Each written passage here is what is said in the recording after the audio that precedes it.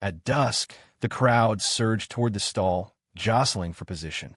"Boss, give me another 5 pounds of river snails." "Me too. Me too. I want 10 pounds."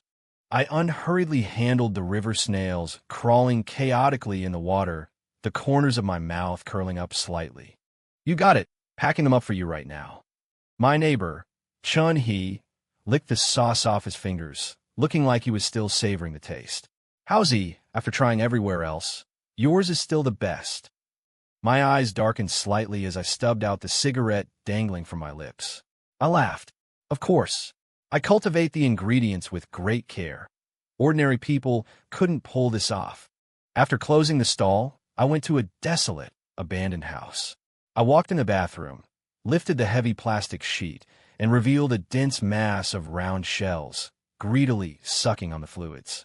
Shredded scallions and ginger set aside, spices simmered, then stir-fried in a pot bursting with fresh, numbing spice. Paired with beer and soda, it was simply perfect. A large bucket of plump river snails soaked in bright red oil, the large, fatty meat bulging out of the shells. Fresh peppercorns dotted the meat, making it look even more savory and tempting. Standing at the stall, I wiped the sweat from my forehead and worked as fast as I could to pack orders. As one wave of people left, another arrived, most of them repeat customers. "Boss, can't you hurry up? I'm running out of time." I gave a simple, honest smile to the glamorous woman in front of me. Just as I was about to apologize, A-Fong, the widow from next door, started shouting abuse. "If you can't wait, then don't buy it. What are you rushing him for? Look at all the people behind you. No one else is saying anything, but you've got the biggest mouth." A-Fong was famously fierce in these parts. Everyone knew you didn't mess with the widows of Nameless Town, especially the ones from the alleyways. The woman resentfully shut her mouth. Seeing this, A-Fong cast a flirtatious glance my way, as if expecting praise. A layer of cold sweat instantly broke out on my back, and I hurriedly lowered my head to avoid her seductive gaze. By 3 a.m., the crowd had thinned, though people were still arriving in 2s and 3s. I smiled and apologized to the remaining customers, telling them I was sold out and to please come back tomorrow. Only then did the rest of them leave. I put the 2 saved boxes of snail meat into a plastic bag and packed up the stall, preparing to leave. Suddenly, the thumping sound of running footsteps came from nearby, and a figure rushed toward me under the dim streetlights. As he got closer, I saw it was my neighbor, Chun-hee. He had bought snails just a short while ago. The red chili oil and peppercorn husks were still smeared around his mouth as he charged up to my stall. "How's he? Weigh me out another 5 pounds. I'm drinking with some buddies." "Didn't you just buy 3 pounds? How? How did you finish it so fast?" Little Chun scratched his head and chuckled, licking his lips with lingering desire. "I can't help it, Howsy. Your snails are just too good. The spices are basically the same as the other stalls, but they don't even come close to yours.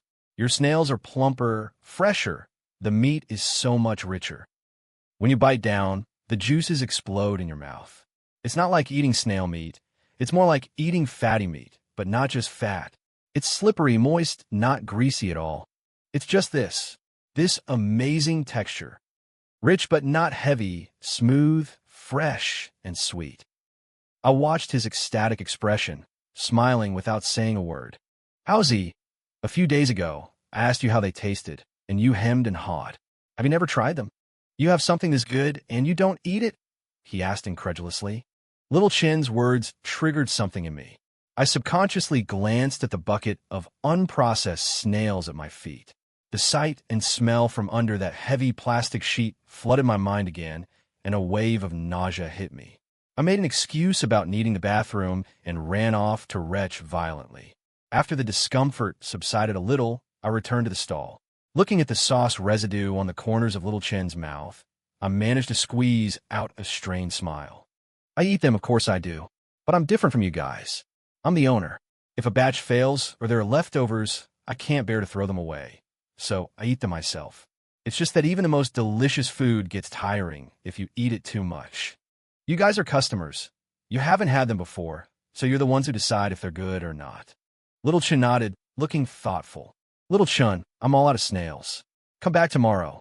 I finished packing up, grabbed the takeaway boxes, and headed out for my appointment. I felt a tug on my arm. I turned around to see little Chun, his face full of confusion. "Don't you still have some right here?" Chun pointed at the plastic bag I was carrying. Inside the transparent bag, plump river snails and chili peppers clung tightly together. Red oil seeped from the takeout container, dripping onto the plastic and radiating a tantalizing aroma. My heart skipped a beat. As I turned my head, I instantly assumed a solemn expression. "Chun, I really can't sell this. It's saved for the unemployed." "The unemployed?" Chun sighed softly. "Exactly. The young people under the Erlitou Bridge underpass who can't find work." "Chun, you're my neighbor, so you know, my renovation business failed a while back, and I owed a huge debt. I went everywhere looking for work to pay it off, and that's when I met them. They treated me well.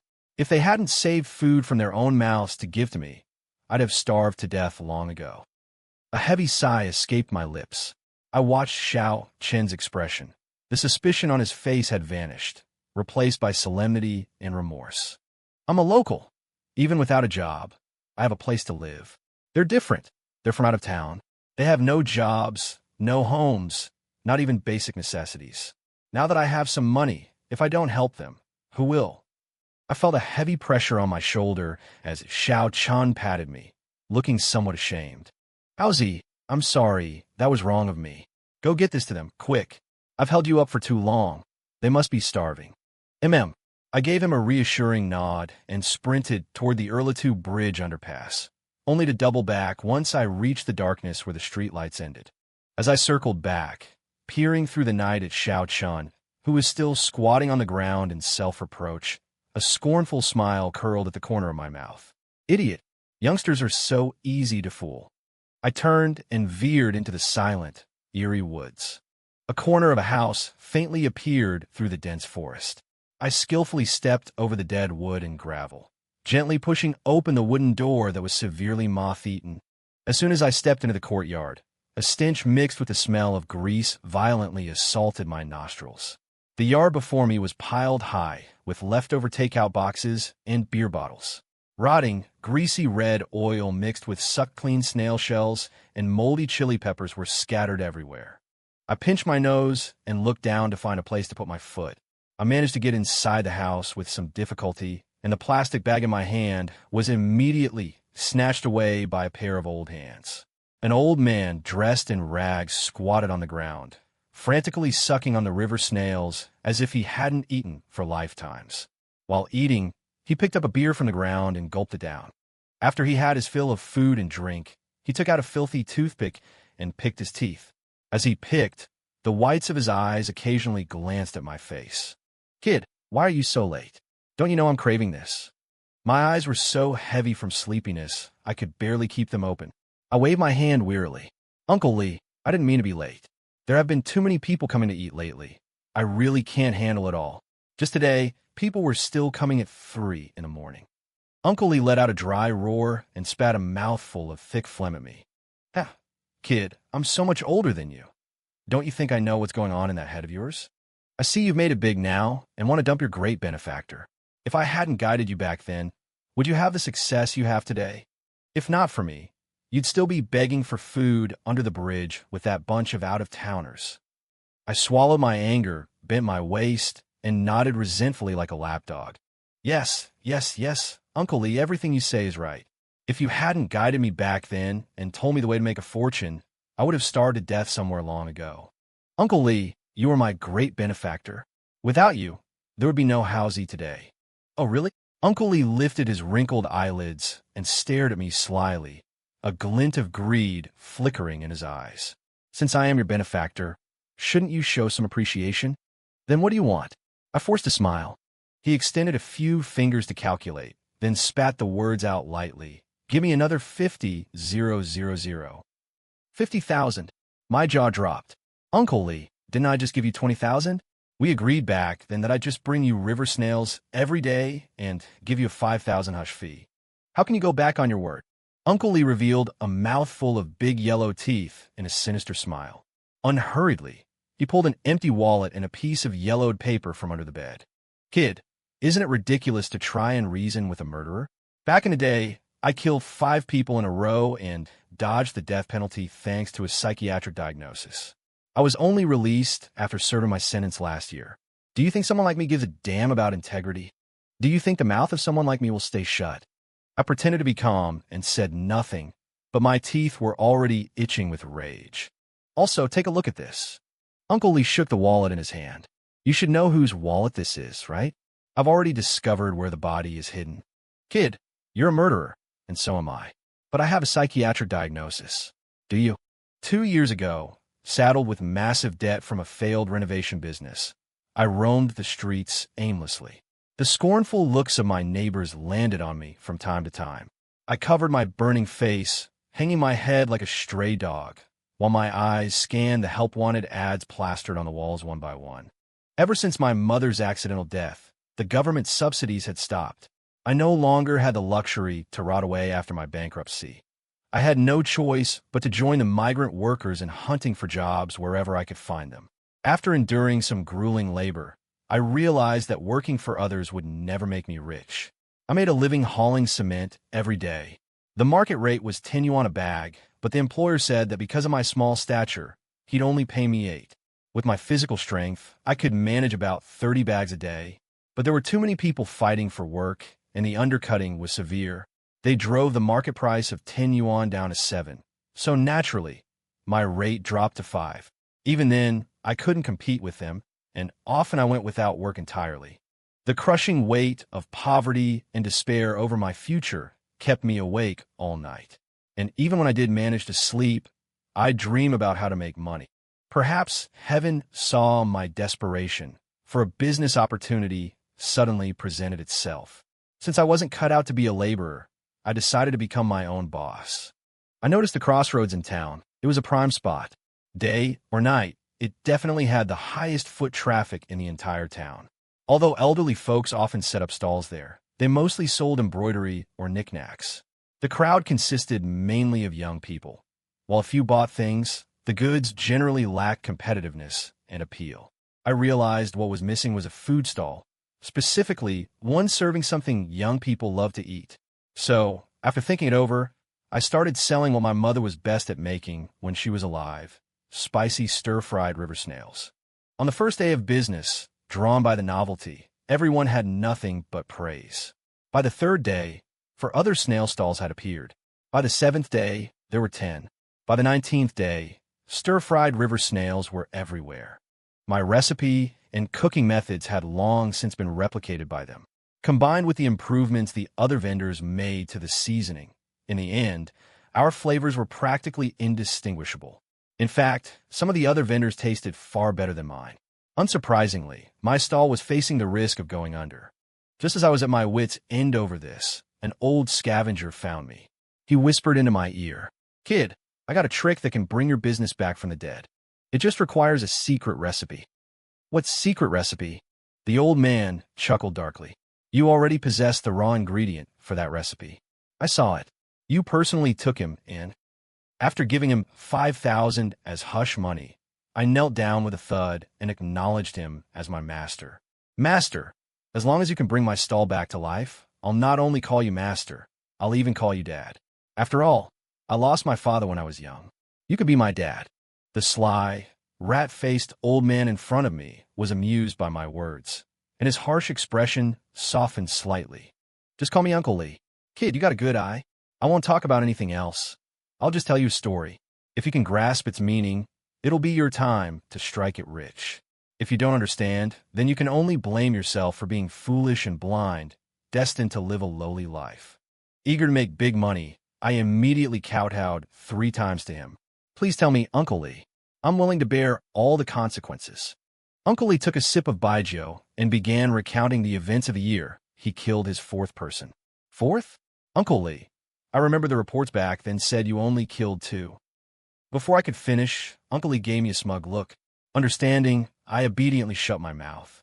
It was decades ago, on a sweltering, foul-smelling summer day. After killing my 4th person, I accidentally exposed my identity. To evade the police, I rushed overnight from home to an abandoned house in the back hills that only I knew about. This house was built a few years earlier by my cousin and me, meant for bringing people here to torture slowly and for hiding from the police. After it was built, to ensure no leaks, I waited until my cousin bent down to pick up some wood and kicked him off a cliff into a bottomless ravine. Uncle Lee suddenly paused, down the Baggio in one gulp, and squinted at me, testing me. "Kid, I even killed my own cousin. You don't think I'm a beast, do you?" I plunged a knife into my palm, blood splattering onto my face. Licking the blood from the blade, my gaze grew unusually determined. Uncle Lee did the right thing. No mercy for the ruthless. Sacrificing others for oneself. What does it matter? Good. I knew I didn't misjudge you. You got the same fierceness I had back in the day. Uncle Lee's tense brow relaxed. Seeing my loyalty, he continued the story. After reaching the abandoned house, I hurriedly closed the door and carefully observed the movements inside and outside the mountains through cracks in the window. After a tense day and night with no activity outside, my nerves finally eased, and I collapsed in a bed for a good sleep. When I woke up, I was starving. I hadn't eaten for 2 days. But at the time, I was too busy evading the police to stock up on food. Searching the entire house, I only found some kitchen utensils, pots, and pans. Just as I was growing anxious, I suddenly remembered there was a small storage room here, a place I'd specifically set up to store corpses, fearing the stench would permeate the house. In my memory, while dismembering a leg not long ago, I seemed to be chewing on something like a radish. I remembered there were leftover green-skinned radishes in the cupboard. Thinking of this, I rushed to the storage room. As soon as I opened the iron door, a strong, foul, bloody stench rushed out. I was puzzled. I'd already disposed of all the body parts and bloodstains. How could it smell so bad after just a few days? Pinching my nose, I stepped into the dim storeroom and turned on my flashlight. The bathtub walls, which should have been clean and white, were covered in bloodstains, draped with a layer of black plastic film. Thick, dark green liquid dripped slowly from the edges of the plastic. Furious, I cursed at my accomplice. "Damn it, you fatherless, motherless scum, dumping corpses in my territory." I then tore off the sticky black plastic film, and my back instantly broke out in goosebumps. A corpse covered in dark green slime straddled the edge of the bathtub, hands bound behind its back, its mouth gaping in a hysterical scream that stretched far beyond human limits. I have seen plenty of scenes like this. What really startled me was the writhing mass underneath, especially inside the mouth. Teeming, endlessly writhing. Pinching my nose, I tossed the thing into some clean water. After a few stirs, the green liquid diluted, revealing a brown, round-shelled creature. It was an unusually large river snail. As for why there were snails on the corpse, I noticed the algae residue in the bucket at my feet and the liquid beneath the body. My accomplice must have fetched water from the pond near the house, a pond teeming with countless snail eggs. I felt a slippery sensation on my arm and noticed a pale green streak. Startled, I jumped up, shook off the snail, and ran outside to dry heave. After the nausea passed, I did something uncharacteristic. I picked up the snail that had fallen from the tub and tossed it into the kitchen sink. I had checked the cupboards earlier. There were only a few withered radish leaves and a heap of rat droppings. There was no food. Even if I evaded the police, Lee G-Day, would still starve to death. I might as well make use of this solitary living creature. That one taste changed everything. From then on, I became like a man possessed, driven by a madness so intense that I risked killing a fifth person. And it was that very murder that landed me in prison for decades. But after I was caught, I never got to eat such delicious snail meat again. By the time I got out of prison, I was already withered and old, no longer capable of killing anyone. Uncle Lee smacked his shriveled lips, his face filled with regret. With things said so plainly, even a fool could understand what he meant. I bade farewell to Uncle Lee and went to my abandoned house. Walking inside, I dragged the corpse out of the freezer and followed the method from Uncle Lee's story. A few days later, Housy's snail stall, which had been closed for some time, reopened for business. This time, I didn't use the same signboard as the other vendors, stir-fried snails. Instead, I introduced a new dish, addictive snails. The dish was an instant hit. In a single day, sales reached 5 times their previous peak.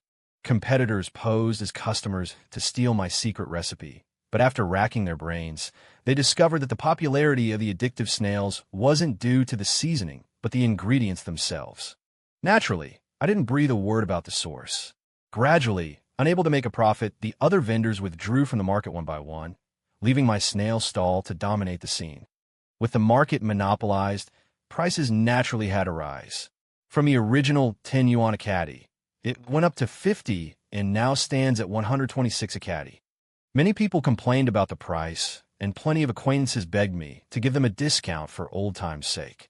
Watching the townspeople beg, I couldn't help but think of my past self, weeping as I held my mother's corpse.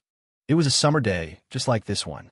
I knelt and cried, begging the witnesses to identify the killer. Yet those people acted as if they heard nothing.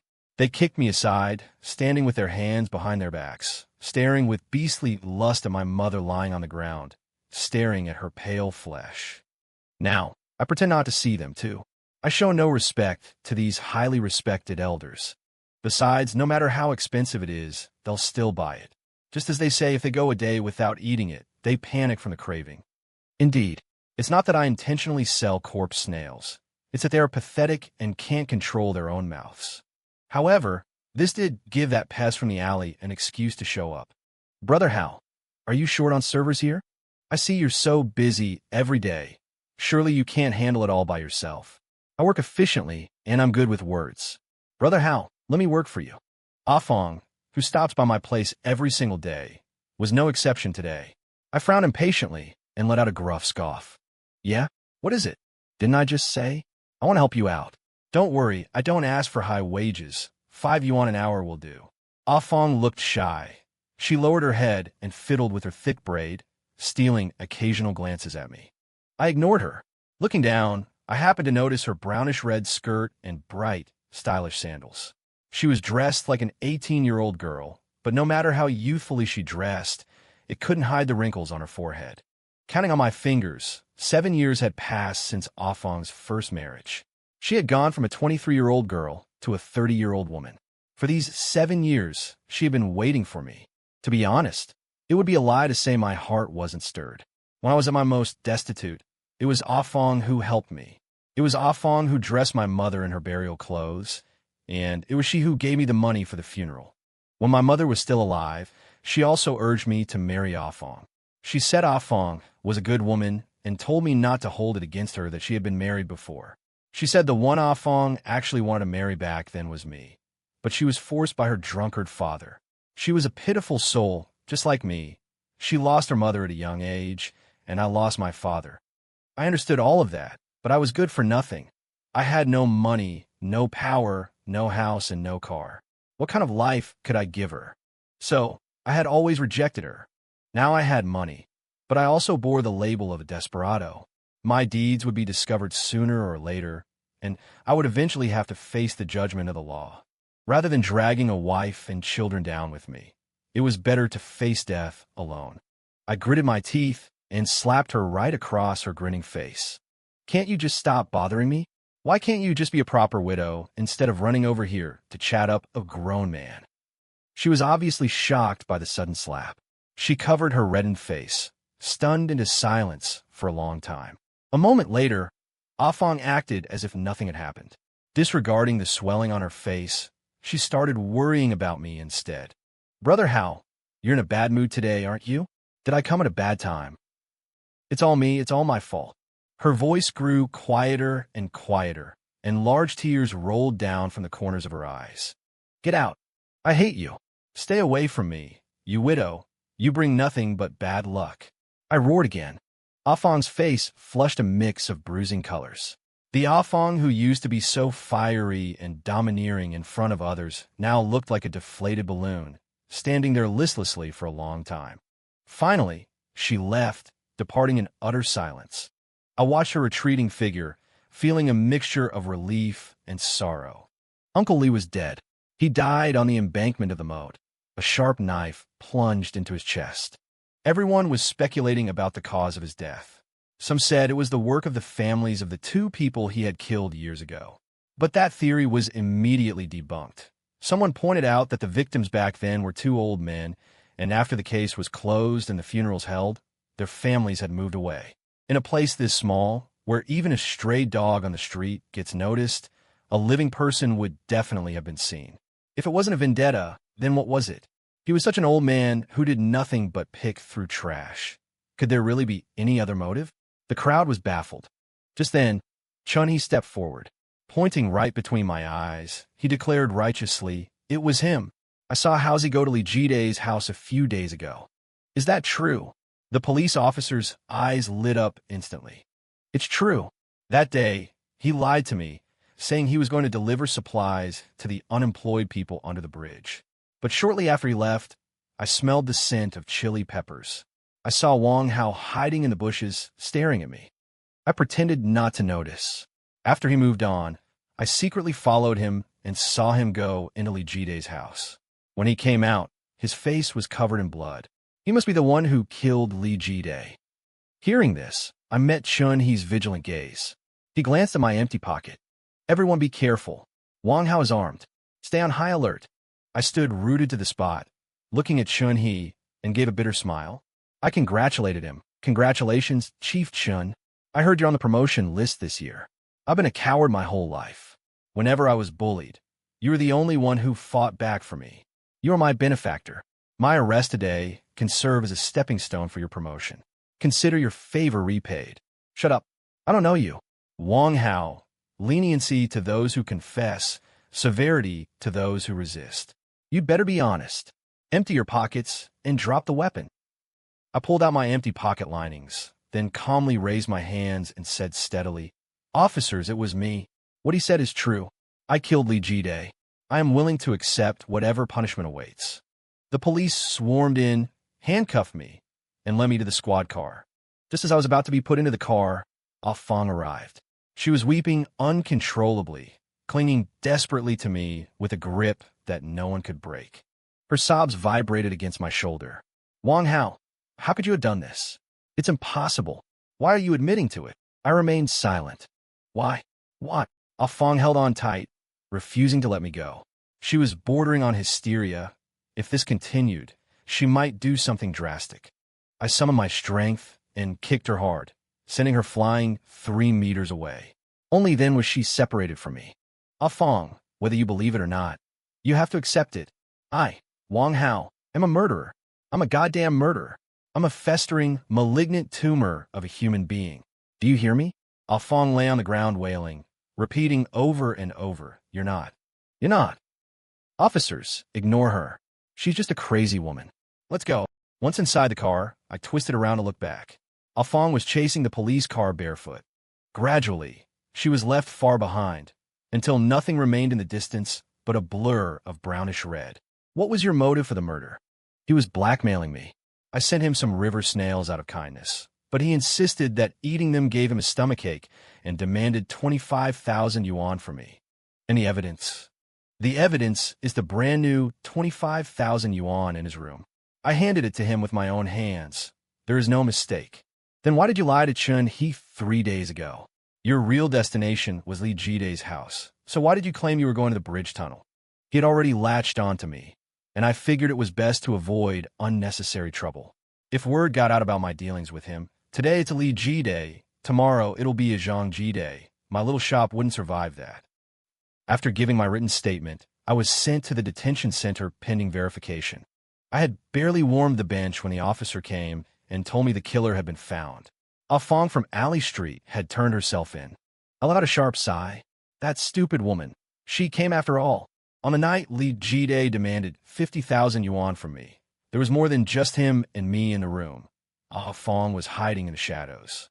I got into a fierce argument with Lee Ji-dae over the money.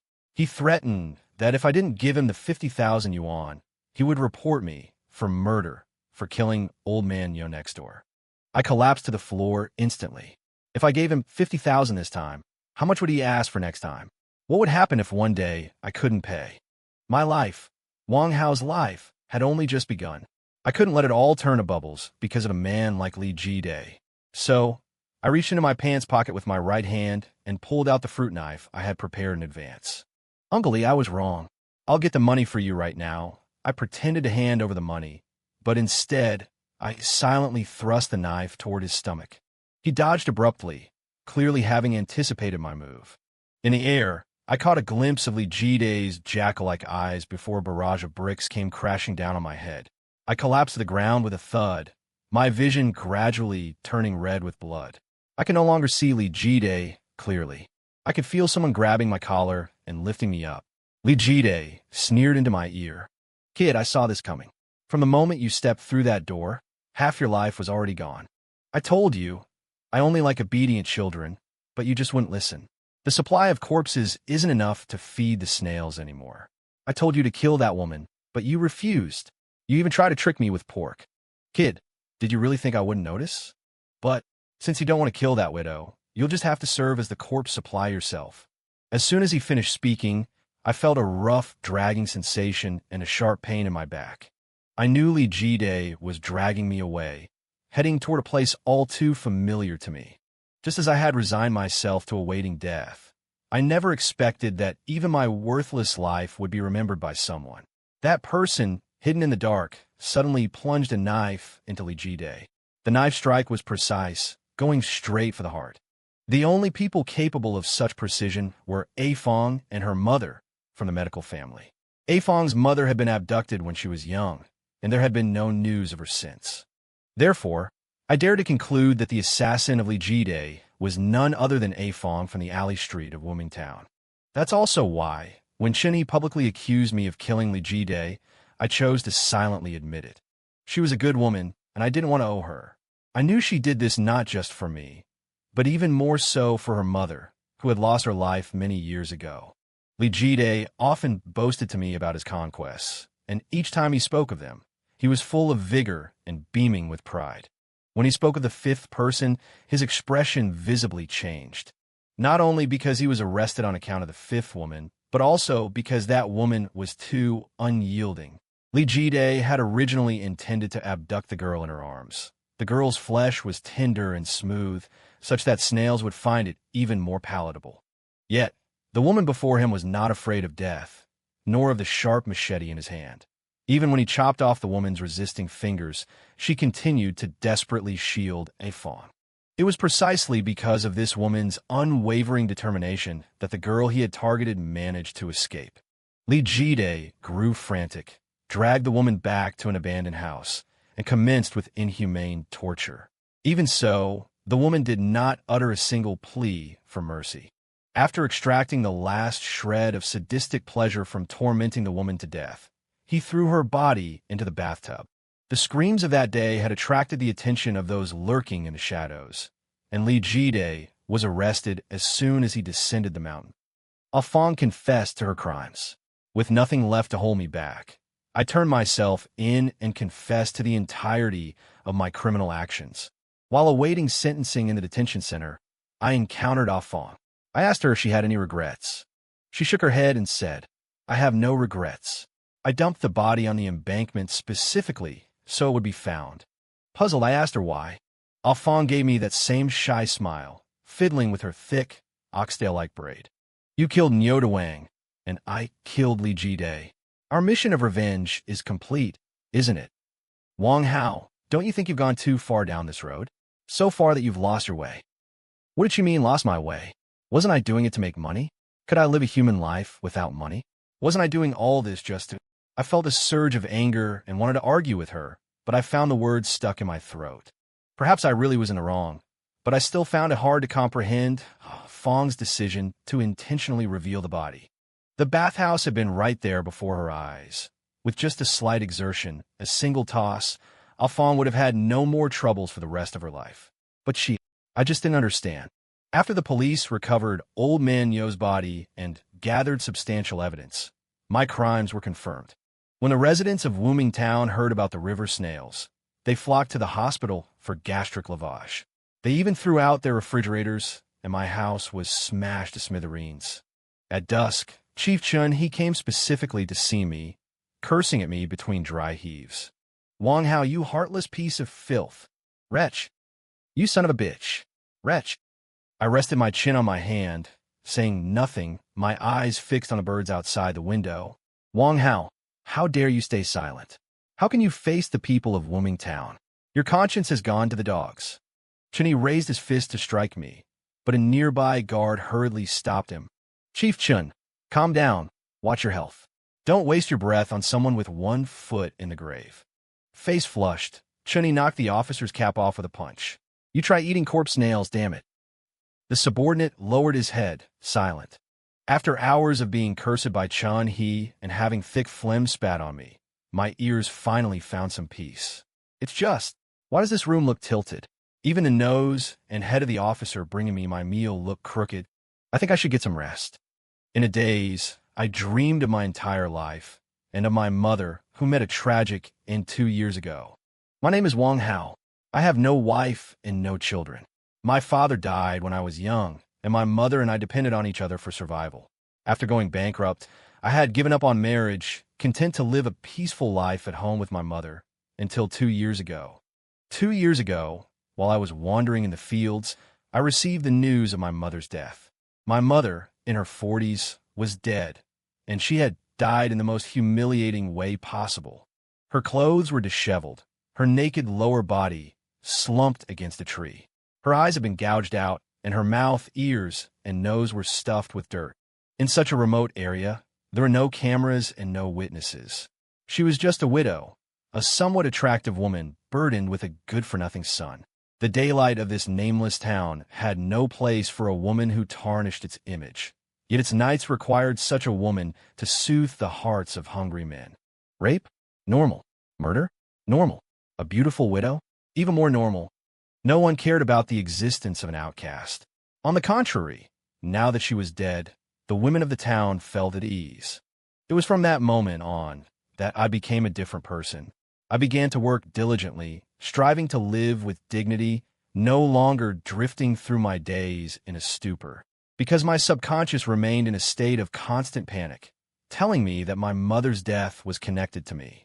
A mother is bullied and humiliated solely because the man of the house is useless. I began frantically searching for opportunities to make money and become someone of consequence. Only with money could I stop people from looking down on me. And so, for the sake of money and survival, I stopped at nothing. I would cut down anything that stood in my way. When I unexpectedly saw a flash of pink in Yoda Wang's pocket, I smiled. Where would a bachelor like him get a woman's item? I wondered if he'd stolen some girl's shirt. But as I was smiling, I suddenly woke up, rushed to his side, and snatched the shirt away. Old, peeling cotton fabric, a small red patch. My blood began to boil. I dragged him home and punched him repeatedly. "Tell me, what's the deal with this shirt?" At first, he denied it.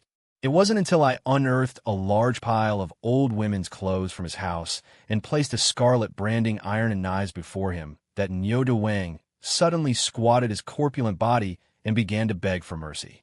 "Howzy, don't kill me, don't kill me. I confess, I killed your mother.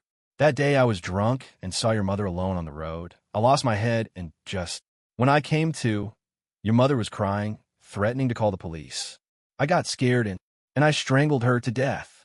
Then why did you gouge out her eyes and cover her face with soil?" I was scared my shadow would be imprinted in her eyeballs, so I gouged out her eyes. As for covering her face with soil, I heard that if you put some soil on a dead person's face, she'll think she's buried peacefully and won't come back to haunt you anymore. Was it just my mother's, this one? I pointed to the pile of clothes at my feet. Sweating, he reluctantly shook his head. There were many more. And the bodies? I forgot, I scattered them everywhere in valleys, rivers, caves, abandoned houses. They're all over. It's been too long. I can't remember clearly. Seeing that I still held the knife, Yoda Wang quickly knelt down. "Howzy, I've told you everything. Can you spare my life?" "Of course. I'll spare you." I flashed a strange smile and repeated the word softly. Catching him off guard, I slit his throat. "I'll spare you. But who spare my mother? Who spared the countless brutally murdered souls?" The court verdict has been handed down. Given that Afong acted to protect both my life and her own safety, she was acquitted. I, on the other hand, was sentenced to death for intentional homicide, desecration of a corpse, and trafficking in corpse snails. Uncle Lee once said that I was a murderer, and so was he.